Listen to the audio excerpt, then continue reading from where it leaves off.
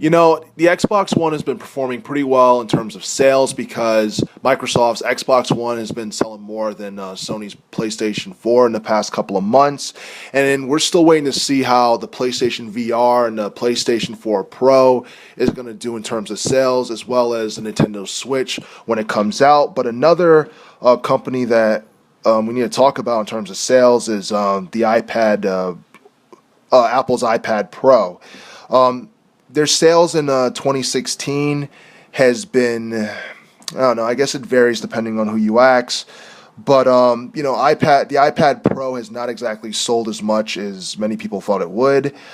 The iPad Pro, despite the fact that it helped Apple's revenue, it didn't contribute to substantially contribute to Apple's revenue in terms of the iPad product line. Instead, Apple has relied heavily on the iPhone and Mac computers in terms of revenue.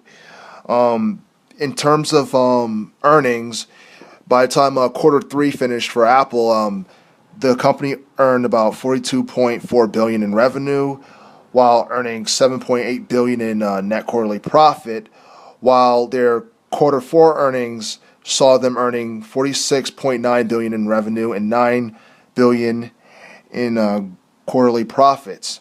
So there's definitely an increase in revenue, but at the same time, the iPad Pro has kind of decreased in some ways, and some people may contribute to the decrease of or the decline of people buying the iPad Pro to its high pricing. When the iPad Pro was first released, the 32 gigabyte model was close to $800, and the 128 gigabyte version was around $950, and the 256 gigabyte version was close to $1,100.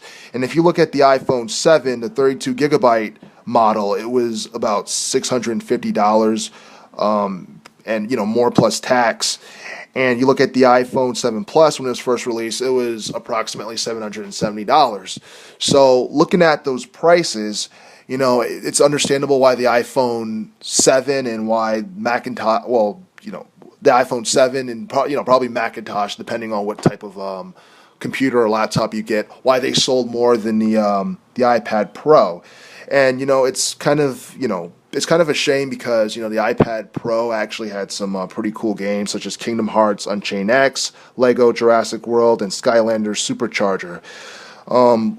Looking back at all that, we know that I guess Apple probably won't make the same mistake with the iPad Pro 2 when it's released sometime in 2017. We're not sure of the exact date or when it's going to be released, but when it is released, hopefully the prices will be much lower and it'll draw more interest for people to buy the product.